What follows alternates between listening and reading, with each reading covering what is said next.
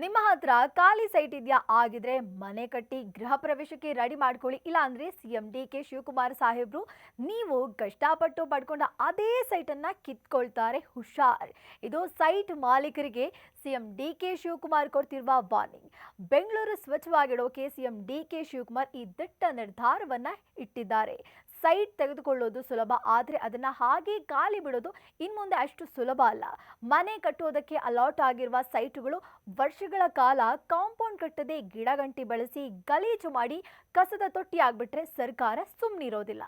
ಬಿಡಿ ಆಗಿರ್ಲಿ, BMRD ಆಗಿರ್ಲಿ ಅಥವಾ ಸೊಸೈಟಿ ಮೂಲಕ ಸಿಕ್ಕಿರುವ ಸೈಟ್ ಆಗಿರ್ಲಿ, 5 ವರ್ಷದ ಒಳಗೆ ಮನೆ ಕಟ್ಟಬೇಕು. ಅಟ್ಲೀಸ್ಟ್ ಸಣ್ಣ ಮನೆಯನ್ನಾದ್ರೂ ಕಟ್ಟಿ ಕ್ಲೀನ್ ಮಾಡ್ಕೋಬೇಕು. ಇಲ್ಲ ಅಂದ್ರೆ ಡಬಲ್ ಟ್ಯಾಕ್ಸ್ ಸಿಸ್ಟಮ್, ಅಂದ್ರೆ ನೀವು ಡಬಲ್ ಟ್ಯಾಕ್ಸ್ ಕಟ್ಟಬೇಕು.